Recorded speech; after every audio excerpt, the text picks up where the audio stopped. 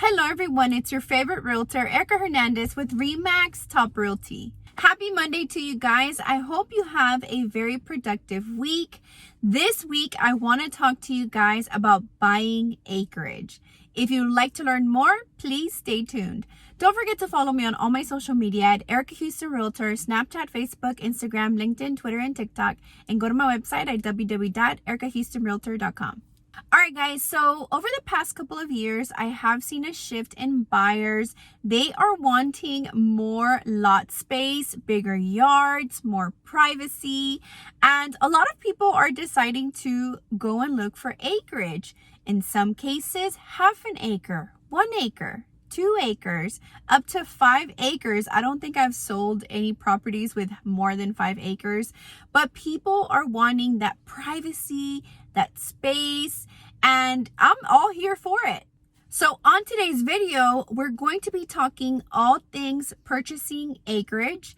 Number one, I'm going to show you my brand new listing in Alvin. It's about 2 acres. I will be giving you more details on that. Number two, purchasing acreage with a home or without a home, and we'll go into details about that. And number three, things to consider when you are purchasing acreage. Okay guys, I'm very excited to present to you 2670 County Road 719 in Alvin, Texas. If you are not familiar with Alvin, it's very close to Houston and it's a growing area. It really has changed over the past couple of years. It was very country before, and it still has some areas that are very country and have a lot of acreage. We're seeing places like Chick-fil-A, I believe they got that maybe a year ago or 2 years ago. The big chain restaurants, and there's a lot more new construction homes in that area.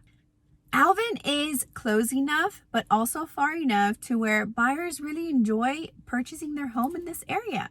My listing is sitting on almost 2 acres. It is a beautiful 3-bedroom, 2-bathroom home. Very spacious, granite countertops, lots of cabinet space in the kitchen. The house square footage is about 1,800 square feet. This home was built in 1999. The primary bedroom has French doors that lead to the back patio, and the primary bathroom also has a tub and a separate shower, which seems to be very popular with buyers as well. This listing does have a detached garage and also has storage space on the second level of the garage. There is a AC unit that does cool off that area. So if you wanted to use that as a workspace or some kind of craft room or man cave or she shed, whatever you would want to do with that space, you're able to do that on the second floor of that garage. In addition, there's also a barn/apartment area in the very back of the property. Behind the barn and apartment, there is a separate entrance and exit so that you can have your privacy when you're coming in and out. Maybe you might put a fence and just give that privacy to someone you might want to rent it to. Right now it's being used as a mother-in-law suite. There is a kitchen once you enter, a living room space where they have their TV, and then they also have like an office space right after that. And following that, there's a formal bedroom with a full bathroom as well. This apartment is attached to the original barn. Right now, the barn was closed in and is currently used as storage. So they did put some actual doors on there, but you could remove those doors and turn it back into a barn if you really wanted to. But right now it is a perfect space for even events. Right now, the owners did share that they hold a lot of events in there. If you like to host parties, this would be a great spot if you don't want to do it inside of your home. Take everyone out, put some tables inside this storage space, and they could even use the restroom that's just right there in the apartment that's right next door. I'm listing this beautiful home for $490,000. If you or anyone you know is interested in buying some acreage in Alvin with a primary home and a second apartment, please give me a call. I would love to help you out and educate you on this listing. If you have anyone who is interested, feel free to contact me. Moving on to number 2, which is purchasing acreage with and without a home on it. I do want to point out that it is easier to finance acreage when it does have a home on it. And when I say home, a primary single family residence sitting on either a slab preferably. I am not talking about manufactured homes or mobile homes.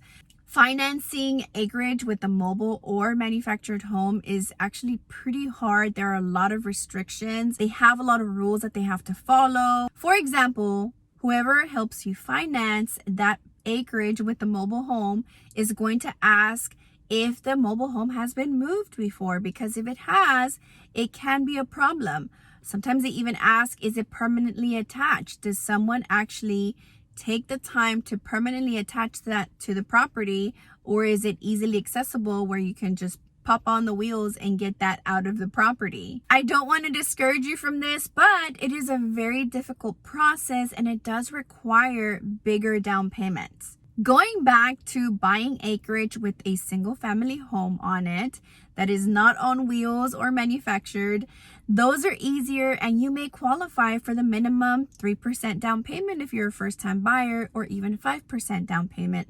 And those are a lot easier to finance. Last option I do want to bring up is financing acreage with nothing on it, where it's still heavily wooded and has not had a structure on it at all. Typically, you have to buy those cash. Most times, owners of those lots are not interested in anything else other than cash. When someone decides to finance a lot or acreage, it is really difficult. They go through the appraisal process as well, and 9 times out of 10, that appraisal comes back really low. And these properties are worth what they're selling for on the market typically. That does become a problem for the owner of the lot, and then the buyer not being able to finance that. Then you add on the struggle of getting a builder to come build you a house. Most times, builders do not want to build on land that has not been paid off. That could cause so many problems for them as well. If you are not making your payments on your land and you get foreclosed on and the new structure is on it that you haven't even started paying for, it just causes a lot of issues. So most times if you are looking for acreage, you either have to buy it cash or just be prepared for a very long financing process that could be super, super difficult. Again, not trying to discourage you from any of these, but the easiest, if you want to take the easy route, is to purchase acreage with the home on it, a permanent structure, not a mobile home, not a manufactured home. Finally, I do want to talk about number 3, which is things to pay close attention to when you're buying acreage. Some of these things you're not used to because you maybe have only lived in a house in the city. One of the things that's really important is to find out how they get water. Do they have city water, or do they have a well on the property? Number 2 is, do they have city sewer, or do they have a septic system on the property? Septic systems do require a lot of maintenance. Normally, you'll have to hire a company who's going to maintain your septic system, so just budget for that on top of your mortgage. Usually, the properties do have city electricity. That's becoming more of a thing these days. If there is no city electricity, just be prepared for those expenses because you will have to call the city to install electricity. You will have to pay a few fees with the city to be able to have electricity. The last and very important thing you should also pay attention to are restrictions. Is there an HOA in that neighborhood? Mostly there isn't if you're buying acreage. But what other restrictions are there? You have to make sure to ask all the questions you have because you're not buying a house in the city anymore. So make sure that you have a realtor who is very educated and is going to guide you on the things that you should be asking for. Even if you don't ask, they're educating you. Something you may need to consider when you're out in the country is gas. Are you going to be using a propane gas? How big of a tank should you get? Ask around what other size of propane tanks everyone else has. Is there possibly city gas available? All right, guys, that is all for today. If you are considering getting some acreage, congratulations to you. It is the most awesome decision you can make for your family. Living in a space where you have privacy and you have space to do whatever you want to do is actually pretty amazing. Sometimes living in the city can be so busy, so loud, and you just have no privacy. So congratulations to you if you're considering that big move. Again, if you're interested in any help, I am here for you. All my contact info will be at the end of the video. I do appreciate you staying with me throughout this whole video, and I cannot wait to see you guys next week.